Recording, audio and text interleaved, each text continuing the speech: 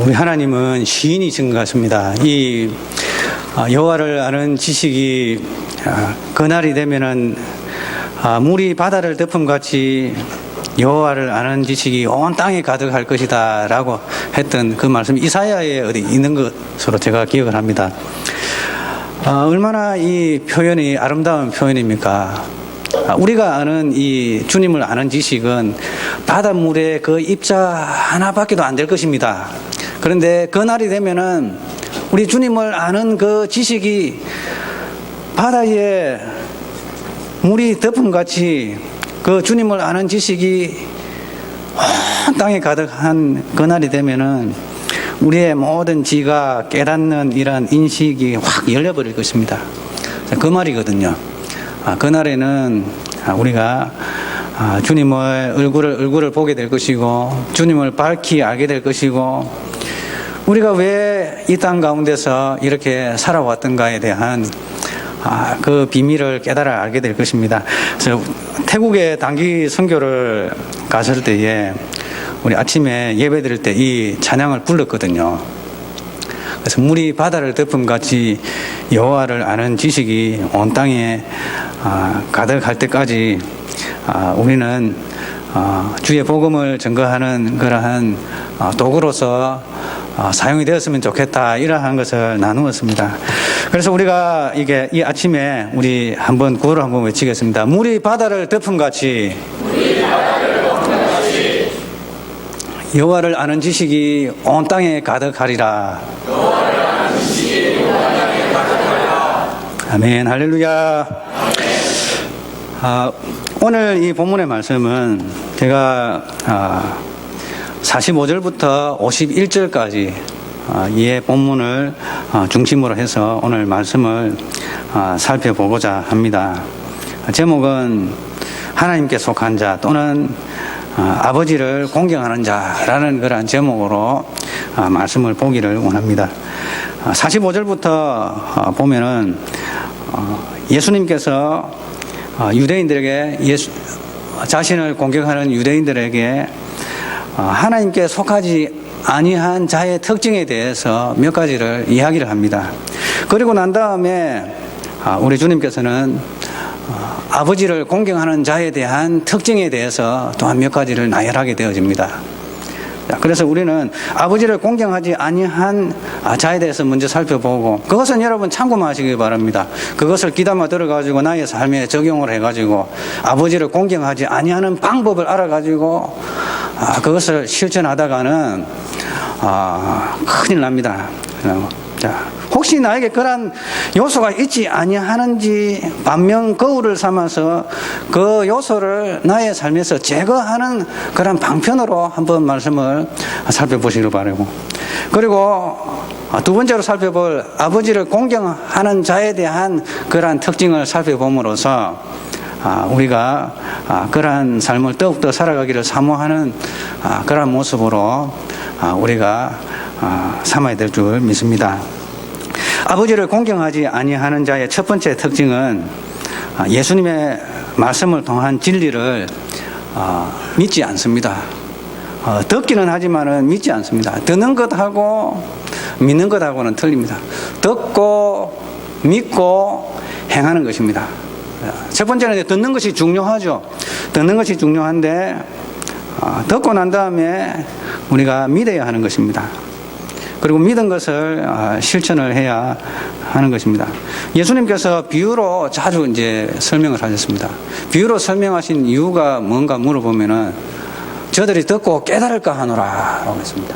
그게 무슨 말인가 하면은 예수님의 말씀을 이렇게 마음으로 정말 믿고 받아들이고 순종하기를 원하는 사람은 그 말씀을 듣고 그 말씀을 마음에 변화를 일으키는 그 원동력으로 삼고 말씀을 실천하기를 위해서 노력합니다.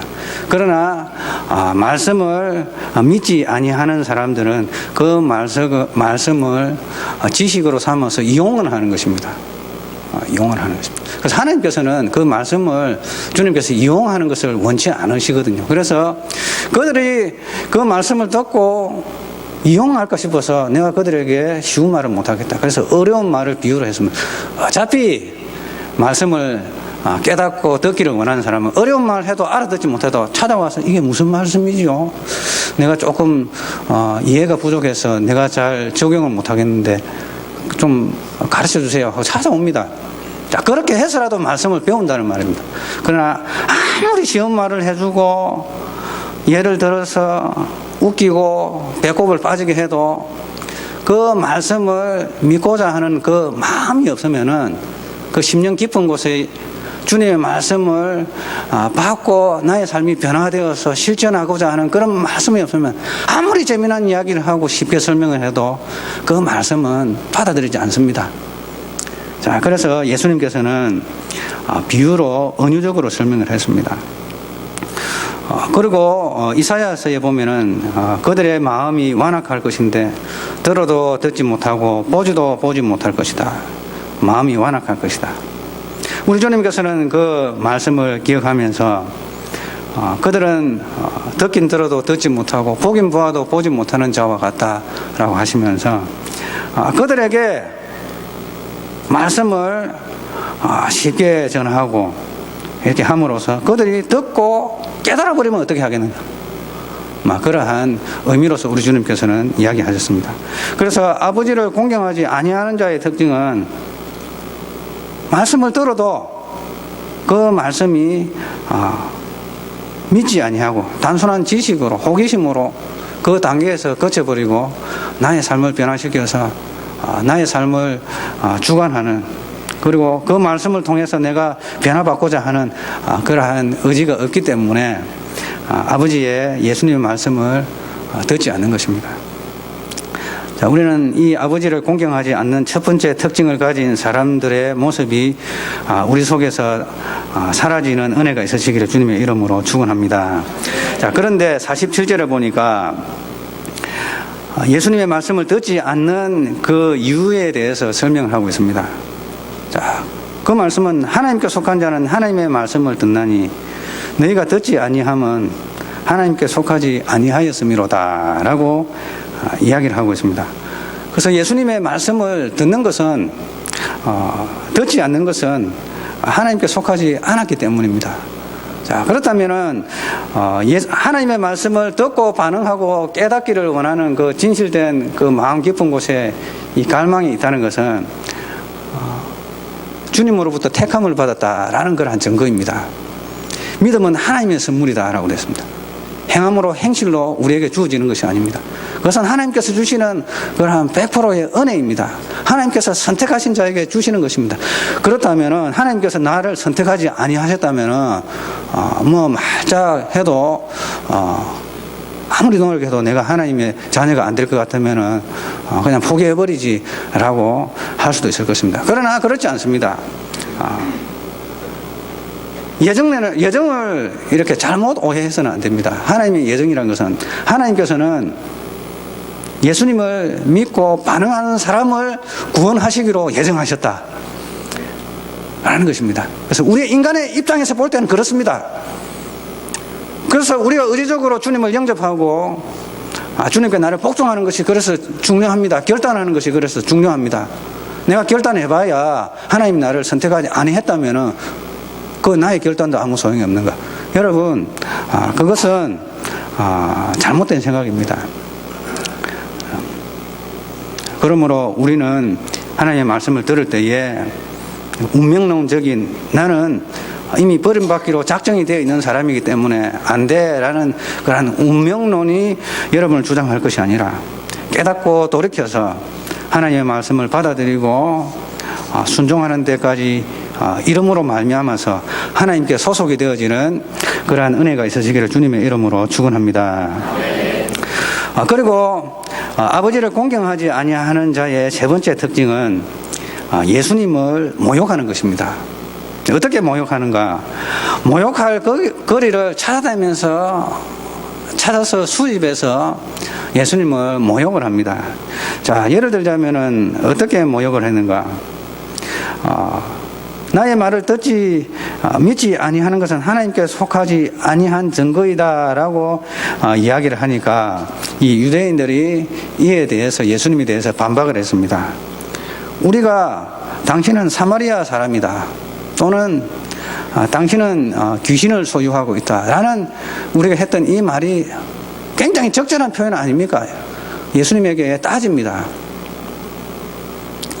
이 말은 무슨 말씀인가 하면은 예수님께서 사마리아에서 이틀을 이렇게 지내신 적을 여러분 기억하세요? 사마리아 여인을 만나가지고 사마리아 사람들이 막 몰려와가지고 우리 동네에서 머무십시오 해가지고 주님께서 이틀을 머무셨습니다. 이틀인가 3일인가 머무셨습니다. 머무셨는데 그 소문이 안 났겠어요, 여러분? 예수님과 예수님의 제자들이 사마리아 성에 들어갔다라는 것이 소문이 안 나겠습니까? 사마리아 사람의 입을 통해서도 예수님은 우리 동네에 오셔가지고 어떤 일이 일어났고 우리가 구원받았고 진리를 찾았고 의문이 다 풀렸고 소문이 쫙 퍼졌습니다. 자, 그러면 그 소문을 가지고 유대인들은 예수님을 모욕하기를 좋아하는 사람들이 좋다, 이거 잘 됐다 해가지고 엮어가지고 예수님을 사마리아 사람으로 이제 매도를 해버리는 것입니다. 자, 그렇게 예수님을 모욕을 했습니다. 그리고 예수님께서 병자 속에 있는 귀신을 갖다가 쫓아내시고 그 병자를 온전케 하니까 무슨 이야기를 합니까? 이 바리새인들이 무슨 이야기를 합니까? 하나님의 능력을 찬송하는 것이 아니라 당신은 귀신의 왕인 바알세불, 그러니까 사탄의 능력을 힘입어서 약한 귀신을 쫓아내는 것 아닙니까? 그러니까 예수님 속에 이 귀신이 들려서 예수님 속에 귀신이 있어서 이 귀신의 능력을 힘입어서 센 귀신을 불러가지고 그 사람 속에 있는 약한 귀신을 쫓아내는 것입니다. 여러분, 이것이 가능한 일이죠, 여러분. 이런 일이 비일비재하게 있습니다. 불교에 있는 중들도 이렇게 구슬하면은 병이 낫습니다, 여러분. 병은 낫는 역사가 일어나고 있습니다. 왜냐? 센 귀신이 작은 귀신을 쫓아냅니다. 그런데 나중 되면 또 찾아옵니다. 이 마귀는 뒤끝이 있어가지고요, 한번 도와주는 것 같지만 마지막에는 그를 움켜 삼켜버립니다. 왜냐? 올무를 제공해 버렸기 때문입니다. 마귀와 귀신과 접신해 버렸기 때문에 그 자체가 이제 사망길로 접어드는 그러한 단계로 나아가는 것입니다. 그래서 예수님을 말하자면 이제 무당으로 비유를 한 것입니다. 당신은 무당이다. 그 무당이 큰 귀신을 불러가지고 약한 귀신을 쫓아내는 그런 것입니다. 예수님이 무슨 일을 하더라도 책 잡을 거리를 만들기 위해서 덧붙여가지고 예수님에 대해서 이 소재를, 그 하나의 소재를 삼아서 그 소재를 가지고 객관적이지 아니한 주관적인 이야기를 만들어버려가지고 다른 소문을 퍼뜨려버립니다. 그래서 예수님이 그것을 경험했던 것입니다. 또 예를 들자면 예수님께서 이 삭개오랑 밥을 먹지 않습니까? 그러니까 또 소문이 나는 것입니다. 부자들하고 친하고 먹기를 탐하고 또 세례 요한의 제자들은 금식하는데 당신의 제자들은 금식도 안 하고 먹기를 탐하고 또 손도 씻지 아니하고 하여튼 뭐든지 이 소재를 하나를 선택을 하죠. 그 소재를 가지고 다른 이야기를 만들어 버립니다. 그래서 예수님을 추적하고 예수님을 구했다라는 것은 끝까지 예수님을 쫓아다니면서 예수님을 모욕할 거리를 찾았다는 것입니다. 이것은 어제나 오늘이나 항상 사람들 살아가는 세상에서는 이러한 일들이 비일비재합니다. 그래서 예수님께 하나님 아버지를 공경하지 아니하는 자는 예수님을 이렇게 모욕했던 것입니다. 모욕할 거리를 찾고 다녔던 것입니다. 자, 그리하여서 그러면 우리는 어떻게 해야 되는가? 우리는 예수님에 대한 좋은 소문을 내고 다니는 자가 되시길 주님의 이름으로 축원합니다. 그리고 예수님에 대해서 좋은 소문을 내고 다니는 사람들에 대한 좋은 소문을 내시기를 주님의 이름으로 축원합니다. 그리고 이러한 교회에 대한 좋은 소문을 내고 다니시는 우리 성도님 되시기를 주님의 이름으로 축원합니다. 이것이 바로 아버지를 공경하는 자의 특징입니다. 특징입니다. 그래서 예수님도 이러한 것을 당했습니다. 그러면은 아버지를 공경하는 자의 특징이 무엇인가를 우리 예수님께서 설명을 하셨습니다. 아버지를 공경하는 자의 특징의 첫 번째는 자신의 영광을 구하지 아니했다는 것입니다. 우리 주님께서는 자신의 영광을 구하지 아니했습니다. 오직 아버지의 영광을 구했습니다. 그리고 자신을 낮추셨습니다. 겸손하셨습니다. 아버지의 영광을 구하는 자였다는 것입니다. 박용규 목사님이라고 합동적 교회의 성남에서 17명의 성도를 시작해가지고 10,000명에 가까운 그런 큰 교회가 되었는데, 그 목사님께서 천국과 지옥을 경험하시고 난 다음에 교회는 이제 접어두고 이제 양로원을 차려가지고 오갈 데 없는 이 목회자들의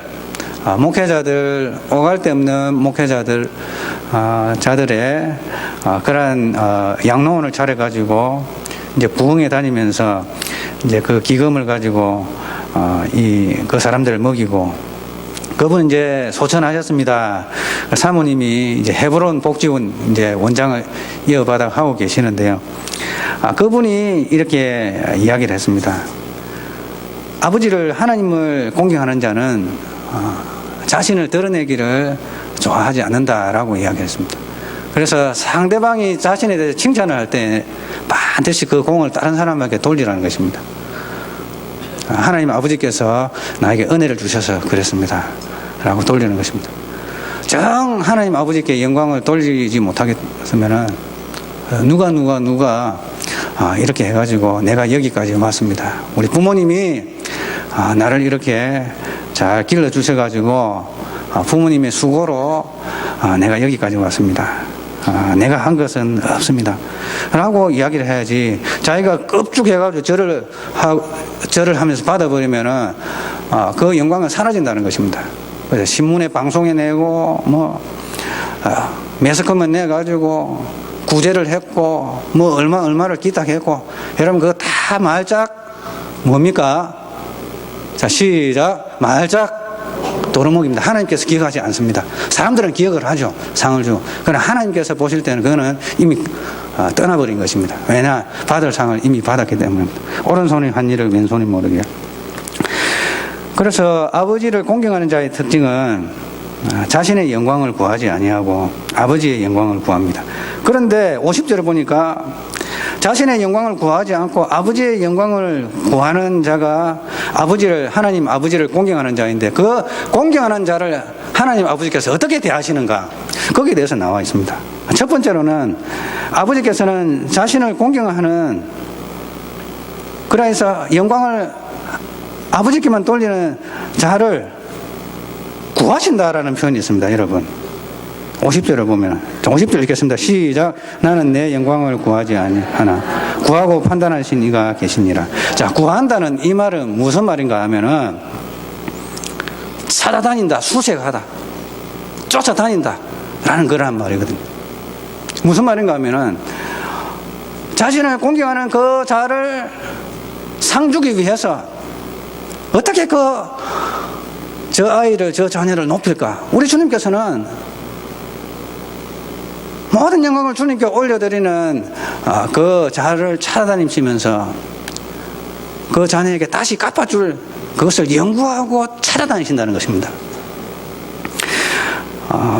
히브리서 11장 6절을 보면은 하나님께 나아가는 자는 믿음이 없이는 하나님을 기쁘시게 하지 못하나니 하나님께 나아가는 자는 반드시 그가 계신 것과 또한 그가 자기를 찾는 자들에게 상 주시는 이심을 믿어야 할 것이니라 라고 이야기하고 있습니다.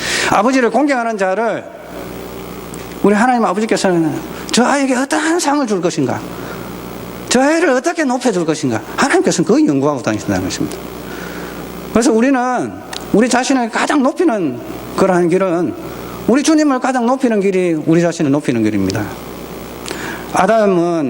우리의 첫 조상 아담은 자신의 영광을 구했습니다. 너가 그거 먹으면은 너도 선악을 알게 되어서 눈을 떠서 하나님처럼 될 것이다 라고 했습니다. 자신의 영광을 구했습니다. 자신의 영광을 구함으로써 그는 우리 후손들에게 사망길을 열어주었습니다.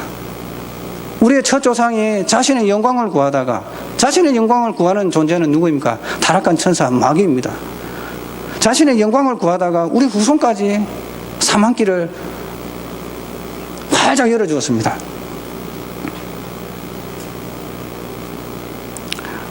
그러나 우리 주 예수 그리스도께서는 두 번째 아담으로 오셔가지고 모든 영광을 아버지께 올려드리고 자신은 아버지의 영광을 위해서 자신의 몸을 십자가에 내어 주셨던 것입니다. 인자가 영광을 받을 때가 왔다. 그것은 무엇입니까? 자신이 모든 영광을 아버지께 올려드림으로 말미암아서 아버지께서 아들을 영화롭게 하시는 그 날이 다가오고 있었다는 것입니다. 그래서 우리 모두는 아버지를 영광스럽게 하는 그 일에 충실하시는 저와 우리 성도님 되시길 주님의 이름으로 축원합니다. 지혜로운 자는 궁창이 빛과 같이 빛날 것이요, 많은 사람을 옳은 대로 인도하는 자는 하늘의 별과 같이 영원토록 빛나리라 라고 하셨습니다. 자, 그래서 아버지께 영광을 드리는 자는 아버지께서 그 아들을, 그 자를 영광스럽게 하기 위해서 찾아다니신다는 것입니다. 그리고 두 번째로 자신의 영광을 구하지 아니하고 아버지의 영광을 구하는 자는 또 아버지께서 어떻게 하시는가? 판단하신다라는 것입니다. 판단하신다. 사람들은 예수님을 귀신 들렸다고 그러고 거짓말한다고 그러고 그렇게 해가지고 사마리아 사람이라고 그러고 온갖 종류의 나쁜 말을 덧붙였습니다. 덧붙여서 좋은 평가를 하지 아니했습니다. 그러나 하나님 아버지께서는 우리 주님에 대한 바른 평가를 하셨습니다. 이는 내 사랑하는 아들이요 내 기뻐하는 자라. 너희는 그의 말을 들을지어다. 우리 주님께서는 예수님에 대해서 바른 평가를 하십니다. 사람들의 평가가 아닌 하나님의 평가가 우리는 중요한 것입니다. 사람들이 아무리 칭찬을 하고 책을 써주고 영광을 돌려도 여러분 그거 다 지나면 아무것도 아닙니다. 그 영광과 평가가 우리를 영원히 따라다니지를 못합니다. 다 종이짝 같습니다. 다 사라집니다. 다 불타버립니다. 그러나 하나님 아버지의 평가, 너는 내 사랑하는 아들이다. 너는 내 기뻐하는 자다. 우리는 이러한 평가를 들어야 될 줄 믿습니다. 이 백성은 내가 나를 위하여 지었나니 나의 찬송을 부르게 하려 함이라. 자, 우리가 주님께 합당한 영광을 올려드리면 드릴수록 우리는 더욱더 행복하고 더욱더 영광스러운 존재가 되어집니다. 사람이란 존재는 하나님께 대한 존경과 감사와 찬양이 높으면 높을수록 우리의 삶의 만족도와 주님께서 우리를 생각하시는 그 영광스러운 영광을 우리에게 돌려주는 것이 깊다는 것입니다. 우리 모두 우리 자신의 영광을 구하지 말고 아버지의 영광을 구하시는 우리 성도님 되시기를 축원합니다. 그리고 두 번째로 아버지를 공경하는 자의 특징은 예수님의 말씀에 의하면은 주님의 말씀을 이룬다는 것입니다. 주의 말씀을 이루는 것은 주의 말씀을 지킨다. 내가 진실로 진실로 너에게 이르는 51절 사람이 내 말을 지키면, 지킨다는 이 말은 파수한다, 유지한다, 준수한다. 하나님의 말씀을 지키기 위해서 목숨까지도 바쳐서 살아갔던 우리 순교자들 있잖아요. 주기철 목사님 같은 경우에는 제가 이 태국에 가보니까요, 그 태국 이 임금이 최근에 죽었잖아요. 죽었는데 태국 임금에 대한 신격화를 하더라고요. 이 북한만 그런 줄 알았더니 북한은 아무것도 아니더라고요. 보니까 북한은 아무것도 아니더라고요. 보니까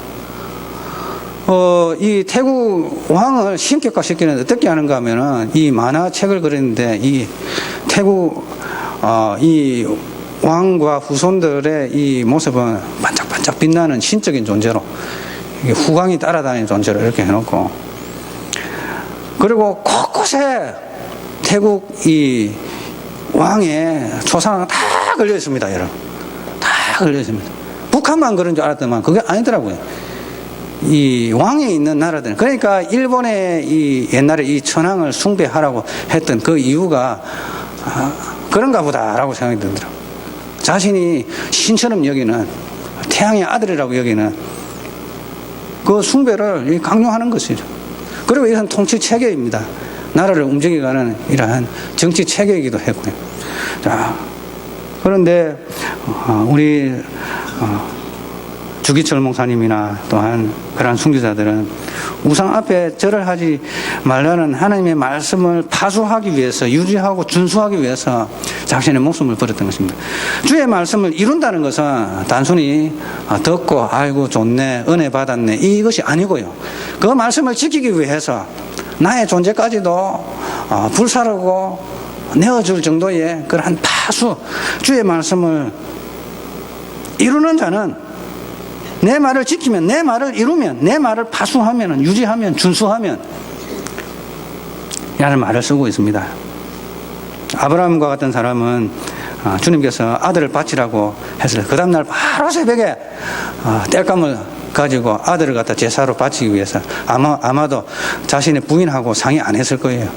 부인하고 상의했으면 여러분 부인 중에 아무리 믿음이 좋아도 아들 그 제물로 바치려 하면 동의하겠어요, 하나님께서? 여자들의 심리가 저는 그런 걸로 믿고 있습니다. 이런 건 이제 믿음하고 결부시킬 건 아닌데, 아브라함이 왜 그런가? 자기가 안 낳았기 때문에 그런다. 안 낳았기 때문에 바로 제물로 바치려고. 자기가 낳지도 않았으니까 그 아픔을 모르니까. 그런 우스갯소리가 있습니다만은, 아브라함은 이 적극적인 순종의 사람이었습니다. 노아도 120년 동안 배를 지었습니다. 그리고 창세기 6장 22절에 보니까 노아가 그와 같이 하여 하나님이 자기에게 명하신 대로 다 준행하였더라 라고 되어 있습니다. 그리고 모세도 마찬가지입니다. 여호와께서 말씀하신 대로 다 준행하였더라. 그래서 우리가 아버지를 공경하는 자는, 주님을 공경하는 자는 주님의 말씀을 파수하고 지키는, 이루는 자인 줄 믿습니다. 이번에 우리가 태국에 단기 선교를 다녀왔는데, 이것은 마태복음 28장에 너희는 모든 민족으로 가서 제자를 삼아 아버지와 아들과 성령의 이름으로 세례를 주고 내가 너희에게 분부한 모든 것을 가르쳐 지키게 할지어다. 볼지어다 내가 세상 끝날까지 너희와 항상 함께 있을지어다. 그래서 보내든지 가든지 둘 중 하나입니다. 우리 성도님들이 연보해 주시고 또 후원해 주셔가지고 단기 선교팀이 가서 선교사님의 사역을 도왔습니다. 이것은 주님의 말씀을 이루기 위한 것입니다. 주님의 말씀에 순종하는 것입니다. 그냥 단순히 듣고 그런 것이 있었나가 아니라 주님께서 말씀하셨기 때문에 순종하여서 하는 것입니다. 그래서 우리 성도님들이 풍성한 연보를 해 주셔서 그것을 가지고 썩어도 남아서 선교지에 선교사님에게 많이 드리고 남은 것은 다 드리고 그렇게 왔습니다. 그래서 주님의 말씀을 이루기 위해서 달려간 선교사도 있지만은 우리와 같이 선교사를 보내는 일반 성도들이 있습니다. 그래서 우리 모두 다 주님의 말씀을 이루는 우리 성도님 되시기를 축원합니다. 그리고 세 번째로 아버지를 공경하는 자의 특징은 이러한 결과적인 것입니다. 아버지의 자신의 영광을 구하지 아니하고 아버지의 영광을 구함으로써 주님의 말씀을 이루고, 그런 자들이 결국에는 경험하게 될 것은 죽음을 경험하지 않을 것이다 라는 것입니다. 영원토록. 우리는 죽음을 경험할 것입니다. 한 번은 경험할 것입니다. 그러나 우리가 주님께서 재림하실 그때에 마지막 그 순간에는 일어날 것인데, 그때는 이제 더 이상 죽음을 경험하지 않을 것이라는 것입니다. 다니엘서 12장 2절에 보면은 우리 한번 다 같이 찾아보시겠습니다. 다니엘서 12장 2절.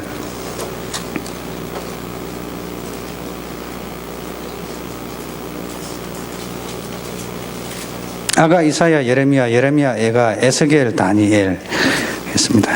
다니엘 12장 2절.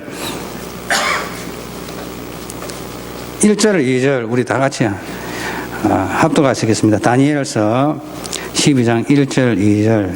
자, 시작. 그때에 내 민족을 호위하는 큰 군주 미가엘이 일어날 것이요 또 환란이 있으리니 이는 개국 이래로 그때까지 없던 환란일 것이며 그때 내 백성 중에 책에 기록된 모든 자가 구원을 받을 것이라. 땅의 티끌 가운데서 자는 자 중에서 많은 사람이 깨어나 영생을 받는 자도 있겠고 수치를 당하여 영원히 부끄러움을 당할 자도 있을 것이며. 아멘. 그래서 우리가 주의 말씀을 이루는 자, 아버지를 공경하여서 아버지께 영광을 돌리고 주의 말씀을 이루는 자에게 주실 것은 우리 주님 예수님의 말씀에 의하면은 죽음을 영원히 경험하지 않을 것이다 라고 이야기하고 있습니다. 자, 그러면 구체적인 그 모습은 어떠한 것인가? 요한복음 17장 24절입니다. 한번 찾아보시겠습니다. 요한복음 17장 24절.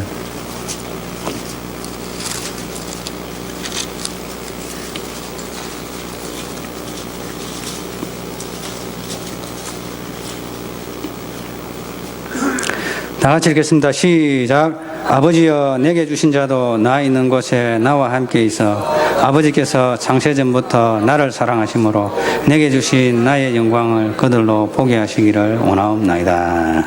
아멘. 죽음을 경험하지 아니하고 영원히 살 것입니다. 어떻게 살 것인가? 창세전에 이 세상을 짓기도 전에 우리 주님께서 스스로 계셨을 그때에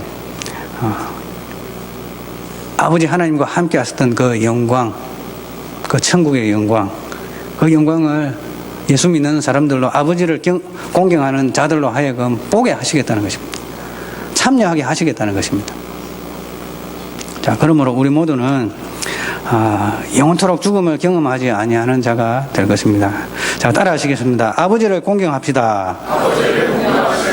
자, 첫 번째, 자신의 영광을 구하지 맙시다.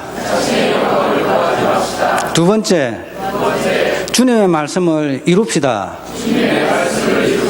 세 번째, 죽음을 영원히 경험하지 않을 것입니다. 이러한 아버지를 공경하는 자의 그러한 특징이 우리 가운데 있어지고 또한 우리 주님께서 약속하신 이 말씀이 우리 가운데 적용이 되어지는 크신 은혜가 있으시기를 주님의 이름으로 축원합니다. 하나님 아버지 감사합니다. 이 세상에 많은 사람들이 살아가지만 주님과 상관없이 많은 사람들이 살아가고 또한 아버지를 공경하여 예수님의 말씀을 사랑하며 지키며 살아가는 자 또한 있습니다. 하나님 아버지 우리 모두 다 아버지를 공경하게 하여 주시옵소서. 그래 하여서 자신의 영광을 구하지 아니하고 주님의 말씀을 온전히 이루며 그래서 온전히 주님과 함께 영생을 누리는 그러한 자들 되게 하여 주시옵소서. 예수님 이름으로 기도드립니다. 아멘.